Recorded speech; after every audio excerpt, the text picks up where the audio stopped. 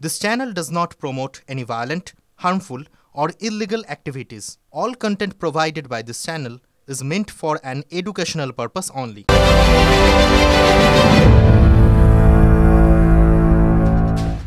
দেখুন, ঠোঁটকাটা মূলত রাজনীতি, মূলত বঙ্গের রাজনীতির নানা অঙ্গ আর রঙ্গ আপনাদের সামনে তুলে ধরে রোজ। রাজনীতি বলে কথা, কখন যে কি হয় নজর রাখতে হয় সব সময়। এই ছিল রুমাল, হয়ে গেল বেড়াল, এরকম কত কি হয় বলুন তো। বলতে পারেন রাজনীতির হ জ ব র ল, সেখানেই তো আছে নেড়ার গান। বাদুড় বলে, ওরে ও ভাই সজারু, আজকে রাতে দেখবে একটা মজারু। আজ রাতেই নাকি মজা দেখাবেন কে? কুণাল ঘোষ। আবার মানে এই তো বিকেল বিকেল একটা অডিও ক্লিপ সোশ্যাল মিডিয়ায় একটা অডিও ক্লিপ দিয়েছিলেন। মানিকতলার এবারের বিজেপির প্রার্থী মানে উপনির্বাচনে কল্যাণ চৌবের সঙ্গে টেলিফোনে কথোপকথনের অডিও। বাকিটা আবার রাতে দেবেন বলে জানিয়েছেন। টাইমিংটা দেখলেন? কাল মানিকতলায় ভোট, তার আগে আজ কুণাল ঘোষ খেলা ঘোরাতে চাইলেন ওস্তাদের মার শেষ রাতে। 7ই জুলাই রবিবার রাত 11:30টায় আমাকে ফোন করেন বিজেপির প্রার্থী কল্যাণ চৌবে। কুণালদা, আপনার কাছে খুব অনুরোধ করছি, আপনি আমার একদম নিবেদন স্বরূপ অনুরোধ করছি, যদি কোথাও মনে হয় একটা উপনির্বাচনে তো আপনার সরকার গড়বে না, ভাঙবে না। কল্যাণ চৌবে আমাকে অনুরোধ করেন তাকে সহযোগিতা করার জন্য, নোয়িং ফুললি ওয়েল আমি হচ্ছি নির্বাচন পরিচালন কমিটির কনভেনার। কিন্তু আমি যদি এখান থেকে বিধায়ক হতে পারি, আমার মনে হবে যে সেখানে আপনার একটা বৃহৎ ভূমিকা থাকবে। এত অবধি আমার কিছু বলার ছিল না, কিন্তু এআইএফএফ সভাপতি কল্যাণ চৌবে তার এআইএফএফ এর সভাপতি পদের অপব্যবহার করে তিনি আমাকে প্রস্তাব দেন তার হয়ে কাজ করলে তিনি আমাকে ক্রীড়া ক্ষেত্রে রাজ্য বা জাতীয় স্তরে কোনো বড় পদে নিয়ে যাবেন, অ্যাকোমোডেট করবেন। বলি যে যদি কৃতজ্ঞতা স্বরূপ যদি ভবিষ্যতেও কখনো খেলাধুলায় সে সর্বভারতীয় পর্যায়ে হোক কি রাজ্য পর্যায়ে হোক, কোথাও আপনার মনে হয়, আমি আপনাকে অ্যাকোমোডেট করার চেষ্টা করব। থ্যাঙ্কস, আপনি বলেছেন, আমার খুব একটা ওসবে আগ্রহ নেই, তবে ঠিক আছে, ভালো থাকবেন, পরে কথা হবে। ওই দক্ষিণে খোলা জানালার হাওয়া, গাঙ্গুলি গ্রুপ আপনার পছন্দ বোঝে। এই শহরে নিজের মতো ঘরকে ভালোবাসা। গাঙ্গুলি গ্রুপ, বর্ষার বসতবাটি। পরে কথা হবে এই বলে ফোন রাখলেন আর বিকেলে অডিও ক্লিপ প্রকাশ করে দিলেন। তারপরে তো শুরু হলো, দেখুন, কল্যাণ চৌবে সর্বভারতীয় ফুটবল ফেডারেশনের সভাপতি, প্রাক্তন পেশাদার গোলরক্ষকও। কুণাল ঘোষ আবার নামী ফুটবল ক্লাবের সহ সভাপতি।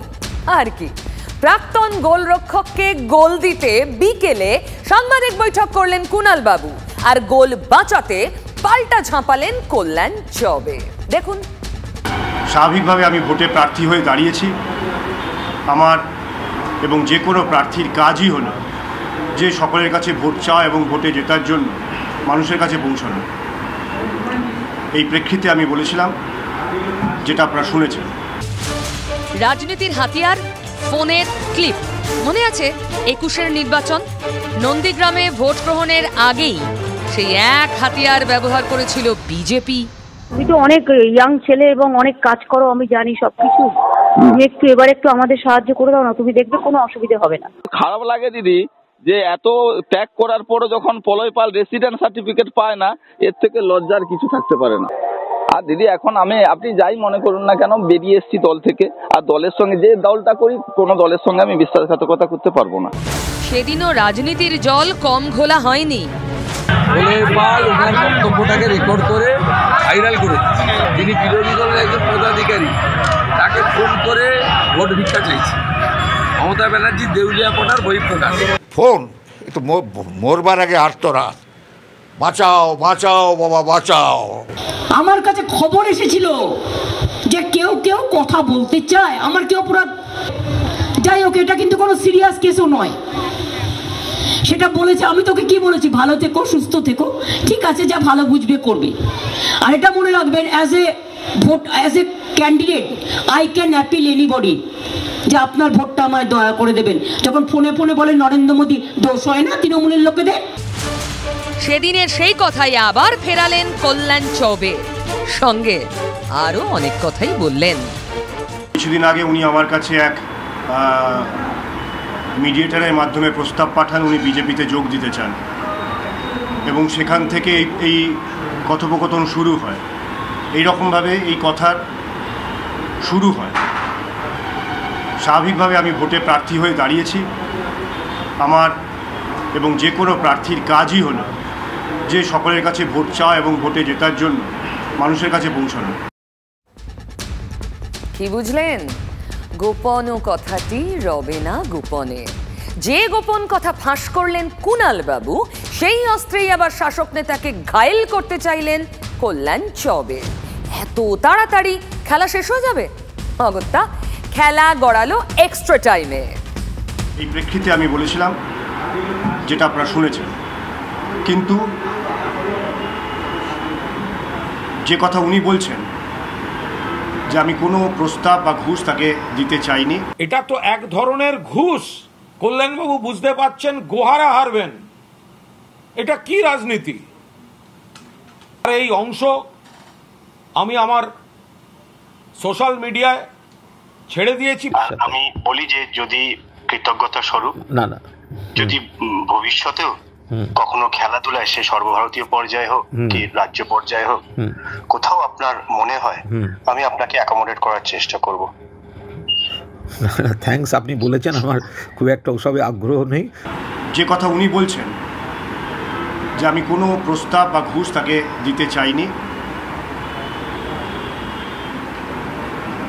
এই কথাগুলো আংশিকভাবে রাখা হয়েছে। উনি যে ফোনের পুরো অডিওটার কথা বলছেন না, আমি দেখছি একটা জল থেকে ওটা চিংড়ি মাছের মতো হাত পা ছড়ছে। তাতে এটাও বলা আছে যে মোহনবাগান ইস্যু নিয়েই ওনার সঙ্গে বসেছি। আমি অবাক হয়ে যাই যে সময় বিজেপি কলকাতায় সিট পায়নি, সেই সময় উনি বিজেপিতে যোগ দিতে চান। সেই প্রেক্ষিতে কথা হয় এবং উনি এই মাসের শেষের দিকে পশ্চিমবাংলার বাইরে কোথাও মিটিং করতে চান। ফোন রিং বাজা থেকে দেব, ফোন রাখা পর্যন্ত দেব, তাতে কোথাও অত কথা, অত প্রেমের কথা, কোথাও তো আমার বিজেপি যাওয়ার কোনো কথা নেই। যদি পুরো ভিডিওটা পুরো অডিও যদি শোনা হয়, বোঝা যাবে উনি একটা সময় আমার বাড়িতে প্রায়শই আসতেন। 2019-এর লোকসভার পরে তখন উনি বিজেপিতে যোগ দেওয়ার জন্যই আমার কাছে এসেছিলেন। সেই সময়ও রাজ্য সভাপতি এবং সংগঠন মন্ত্রীর সাথে তিনি আমার মাধ্যমেই পরিচিত হয়েছিলেন। সে সময় পার্টি তাকে নিতে চায়নি। অডিওটা ছাড়বো, আমার মুড হলে আমি এখন ছাড়বো, আমার মুড হলে আমি 5 মিনিট বাদে ছাড়বো। অডিওটা কখন ছাড়বো বলুন? এখন বাজে 6টা, যান রাত্রির 8টায় পুরো অডিওটা ছেড়ে দেবো। আজ রাত 8টায় পুরো অডিওটা ছেড়ে দেবো। দেখবেন কল্যাণ চৌবে দুঃখ প্রকাশ করেছে। ওই দক্ষিণে খোলা জানালার হাওয়া, গাঙ্গুলি গ্রুপ, আপনার পছন্দ বোঝে। এই শহরে নিজের মতো ঘরকে ভালোবাসা। গাঙ্গুলি গ্রুপ, ভরসার বসতবাটি। এখন ঘড়িতে 8টা বেজে 36 মিনিট, কিন্তু কোনো নতুন ভিডিওর খবর ঠোঁটকাটার কানে আসেনি, কান খাড়া রয়েছে। তবে কি কল্যাণ করলেন কুণাল বাবু সেটা বুঝতে পারলেন তো? আগামীকাল আরও টের পাবে বিজেপি। তবে টের হাড়ে হাড়ে পাচ্ছেন যে সবজির যা দর, তাতে মধ্যবিত্তের নাবিশ্বাস। ঠিক উপনির্বাচনের আগের দিন মমতা ব্যানার্জি আসরে নামলেন। আর ঠোঁটকাটার ভালো লাগছে বলতে যে 24 ঘন্টা আগে ঠোঁটকাটাই প্রথম সবজির দাম নিয়ে গলা চড়িয়েছিল। একবার মনে করাবো, থালিনমিক্স রেডি রেখেছি, লেখাটা খেয়াল করুন, থালিনমিক্স। নিরামিষ থালিনমিক্স হচ্ছে একটা থিওরি, যেটা বেসিক নিরামিষ একটা থালি খেতে আপনার কত টাকা খরচ হয়, মানে খুব সাধারণ একটা নিরামিষ থালি, ভাত ডাল সবজি, সেটাই হচ্ছে থালিনমিক্স। 2024-এর মার্চের একটা রিপোর্ট বলছে মাথাপিছু এই থালিনমিক্স অনুযায়ী নিরামিষ থালিতে খরচ পড়ে 79.2 টাকা। একই নিরামিষ থালিতে খরচ পড়তো 2019 সালে 46 টাকা 20 পয়সা। ভাত সবজিতে খরচ তার মানে কতটা বাড়লো? 71%। খেয়াল করুন, 2019 থেকে 2024 5 বছরে। আরও আছে দিনমজুর, 5 বছরে তাদের আয় কতটা বেড়েছে? 67%। 2019 থেকে 2024 দিনমজুরি 218 টাকা থেকে বেড়ে হয়েছে 365 টাকা। বেতনভোগ কর্মী এই 2019 থেকে 24 5 বছরে তাদের আয় কত বেড়েছে? 37%। বেতনভোগ কর্মীদের আয় বেড়েছে 37%। মাসিক আয় গড়ে 23,549 টাকা বেতনভোগ, মানে চাকরিজীবীদের, মধ্যবিত্ত চাকরিজীবীদের। 5 বছরে আগে তারা হাতে পেতেন 17,189 টাকা। এবার আপনি বুঝলেন মোট বেড়েছে 71% খাওয়ার খরচ। কারোর আয় তার সঙ্গে ম্যাচই করে না। মধ্যবিত্ত চাকরিজীবীর তো খুব সামান্য আয় বেড়েছে, 32%-এর মতো। গতকাল বলেছিল ঠোঁট কাটা, আজ বললেন মুখ্যমন্ত্রী 100% কৃষকদের থেকে কেনার জন্য বলছি। তাহলে তুমি দেখো আগামী 10 দিনে এই দামটা যেটা বেড়েছে সেই দামটা আগের বারের দামে চলে আসবে। 10 দিনের সময়সীমা দিয়ে হুঁশিয়ারিও দিয়েছেন মুখ্যমন্ত্রী। ছাড়া যদি সবকিছু হয়ে যায় তাহলে মনে রাখবেন আপনার ব্যবসাও কিন্তু লাগাম ছাড়া হয়ে যাবে। তখন কিন্তু রাশ টানতে হবে।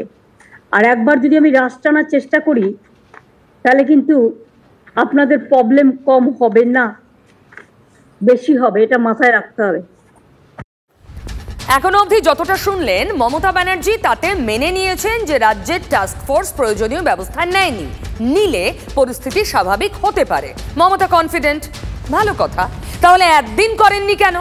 তার চেয়েও বড় প্রশ্ন, যদি মুখ্যমন্ত্রী জানেনি যে রাজ্য পারে তাহলে কেন্দ্রের ঘাড়ে দোষ চাপানো কেন?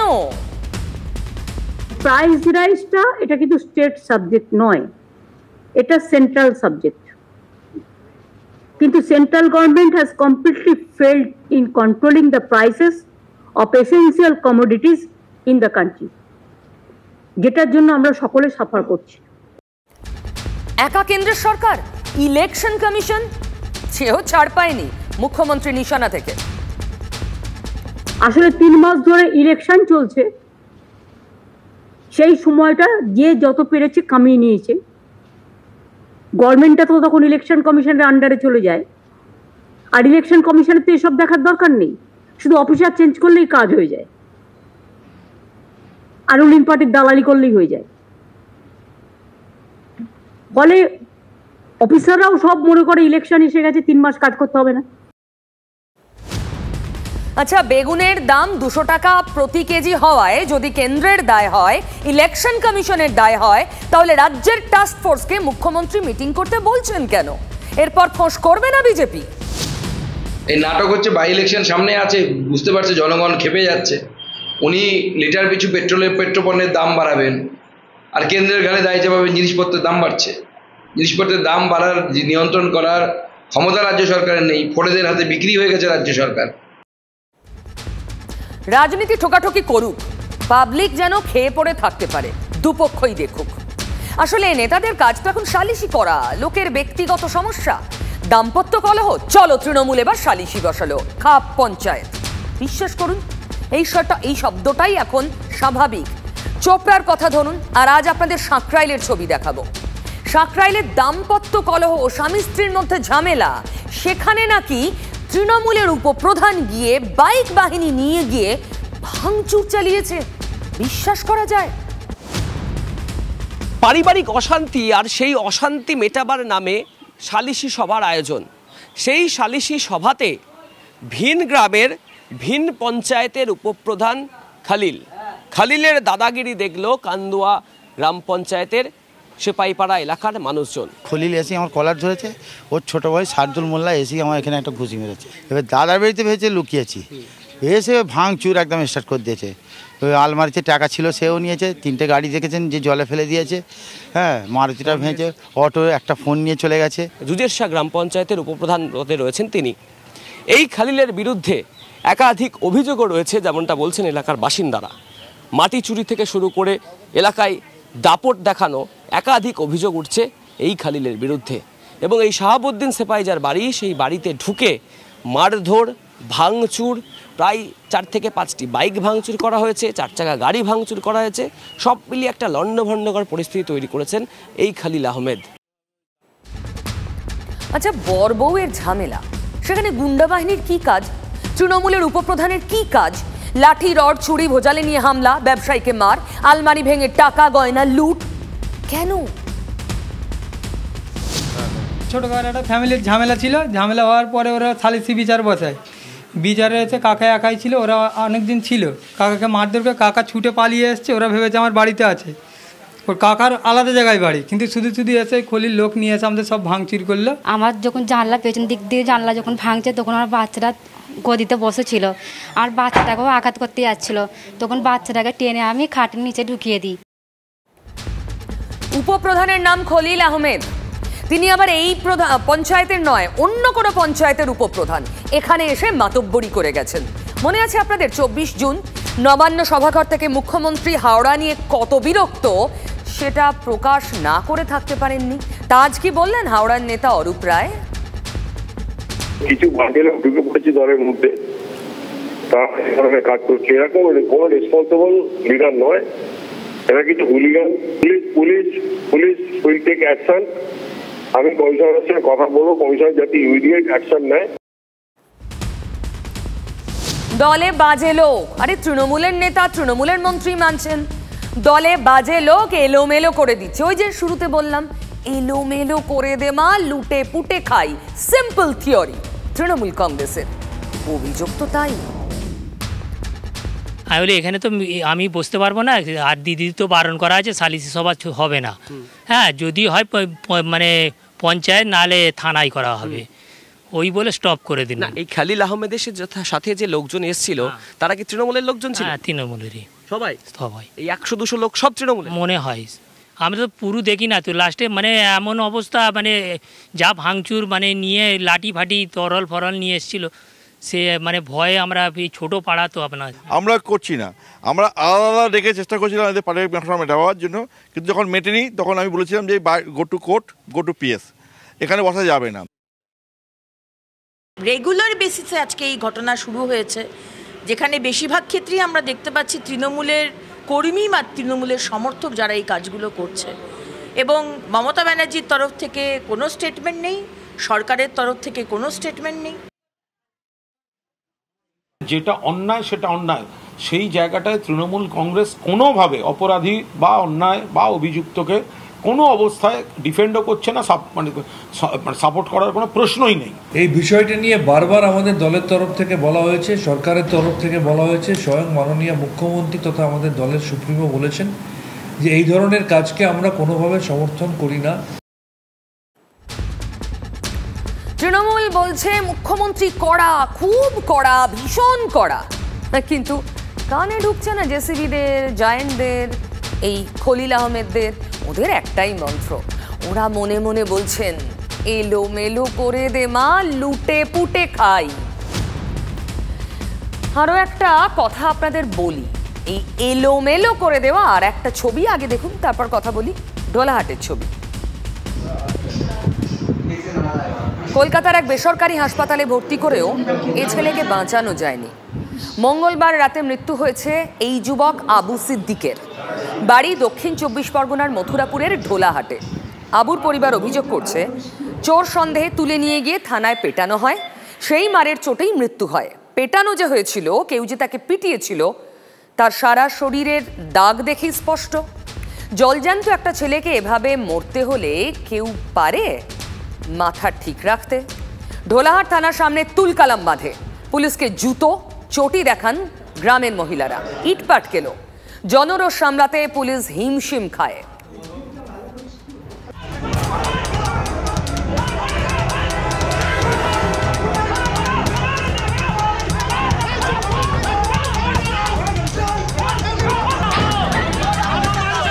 পরিবারের অভিযোগ, তাকে মিথ্যা মামলায় ফাঁসিয়ে তাকে থানায় নিয়ে এসে পুলিশ পিটিয়েছিল। এরপর তাকে মারধরের পর তাকে যখন আদালতে তোলা হয়, তারপরে কিন্তু সে জামিনে মুক্তি পায়। ফলে অভিযুক্ত পুলিশ কর্মীদের বিরুদ্ধে যথাযথ আইনি পদক্ষেপের দাবি তুলেছেন মৃত পরিবারের লোকজনেরা।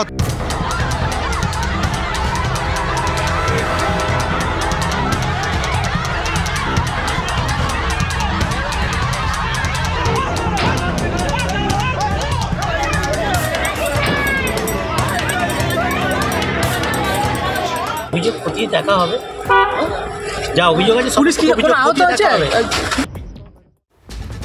সুন্দরবন পুলিশ জেলার সুপার কোটেশ্বর রাও দাবি করেছেন আদালতে পেশ করার সময় কোনো শারীরিক সমস্যা ছিল না। পুলিশ কর্তার কথাকে কোট করেই শাসক দলের মুখপাত্র বলছেন মিথ্যে প্রচার চলছে।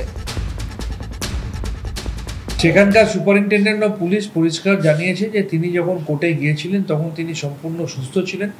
তিনি বেল পাওয়ার পরে হঠাৎ করে অসুস্থ হয়ে পড়েন এবং তারপর তার মৃত্যু হয়। এটা আমি বলছি না, এটা পুলিশের সুপারিনটেন্ডেন্ট বলেছেন। সুতরাং যে ঘটনা মিথ্যা প্রচার করা হচ্ছে তার সাথে বাস্তবের কোনো মিল আছে বলে মনে হয় না এই রিপোর্ট অনুযায়ী। দুজনেই বলছেন থানায় ছেলেটিকে পেটানো হয়নি, পুলিশের মারে মৃত্যু হয়নি। তাহলে ছেলেটি মরল কি করে? শুরুতে আবু সিদ্দিকের ছবি দেখালাম, তো কয়েকজনের কথাও শোনাবো। কি ঘটেছিল একটা আউটলাইন আপনি পেতে পারেন। পুলিশ এত মার মেরেছে, পুলিশের মারে ছেলেটা মারা গেল। মারা যাওয়ার কিছুক্ষণ আগে ঢোলা থানার বড়বাবু কিছু স্টাফ নিয়ে গিয়ে ওখানে বলল যে খরচা যা হয় হবে, আমরা খরচা করবো, তুমি 50,000 টাকা নাও, ওকে বাঁচাতে হবে, কিডনি ফিডনি যা পাল্টাতে হয় পাল্টাও, আর তুমি এটা ম্যানেজ করো আমাদের। আমাকে লকআপের ভিতরে রেখে দিয়েছিল, তো আমাকে লকআপের ভিতরে বসিয়ে রেখে ওকে নিয়ে ছাদের উপরে 4টে পুলিশ নিয়ে চলে যায়, গিয়ে মেরে মেরে মেরে মেরে লাঠি ফাটিগুলো সব ভেঙে দিয়েছে। হ্যাঁ, তারপরে ভাইপো নিচে যখন নিয়ে আসা হলো, নিয়ে আসার পরে যখন জামিন হয়ে যায়, তারপরে হসপিটালে যখন আমি নিয়ে যাব তখন আমার ভাইপো বলল যে এরকম আমার পিছনে লাঠি ঢুকিয়ে দিয়েছে। দেখুন, সত্যিটা কি তদন্ত করলে তবেই সামনে আসবে। কিন্তু যাদের কথা শোনালাম, যদি ধরেই নিই যে শাসক সত্যি বলছে, তার মানে এরা সবাই মিথ্যে বলছেন, ভুল বলছেন। ভোট হওয়ার আগে তো এদের কাছেই যান ভোট চাইতে তৃণমূল নেতারা, তাই না? আর ভোট পেরিয়ে গেলে এরা সব মিথ্যেবাদী হয়ে যান। ফাঁসিয়ে দিল, ফাঁসিয়ে তার পুলিশ মারলো টাকার লোভে ঢোলা থানার পুলিশ তার মারলো। আজকে দুনিয়া থেকে বাচ্চাটা শেষ হয়ে গেল। আমরা চাই পুলিশের ফাঁসি চাই। আজকে ওখানে মেরেছে, কালকে ওই থানা মারবে, কালকে ভোলা মারবে, কালকে মথুরাপুর মারবে। এই ক্ষমতা পুলিশের আইন চাই, আইন সব বিচার হবে। তার জন্য তার মেরে শাস্তি দেওয়ার কোনো ক্ষমতা আছে না। সাধারণ মানুষের আশঙ্কার জায়গাটা পরিষ্কার। এই ক্ষমতা, পিটিয়ে মারার ক্ষমতা পুলিশকে কে দিল? শাসক দলের কাডারদের মতো পুলিশকেও কি লাইসেন্স দিয়ে রেখেছে রাজ্যের প্রশাসন? পুলিশ তো প্রতিটা বিষয়তেই আজকে এরকম আমরা দেখতে পাচ্ছি যে পুলিশ টিএমসির ক্যাডার হয়ে কাজ করছে। পুলিশের সেই শিরদাঁড়া সোজা করে কাজ করছে না। আমাদের কাছে যতদূর খবর, একজন আইএসএফ কর্মীকে তুলে নিয়ে গিয়ে পেটানো হয়েছে এবং এই ঘটনা অত্যন্ত নিন্দাজনক ঘটনা এবং পেটানোর ফলে তার মৃত্যু ঘটেছে। সাধারণ মানুষ, বিজেপির কার্যকর্তা তাদেরকে তুলে নিয়ে এসে থানায় ঢুকিয়ে তাদেরকে মারধর করা, তাদেরকে কি বলবো মানে মেরে ফেলা, এই অবধিও তারা যাচ্ছে। যাই হয়েছে জামিনে মুক্তির পর তার সঙ্গে পুলিশের কোনো সম্পর্ক নেই। আবার গণপিটুনি, এবার কৈখালিতে, কলকাতায়। ছেলে ধরা সন্দেহে 3 জনকে বেদম মার। এলাকায় একটি ঠিকানা খুঁজতে এসেছিলেন 3 জন। অভিযোগ এরপরই ছেলে ধরা সন্দেহে তাদের উপর চড়াও হন এলাকাবাসী। 3 জনকে উদ্ধার করতে পেরেছে পুলিশ। ঠোঁটকাটা দেখতে হবে আবার আগামীকাল রাত 8টায়।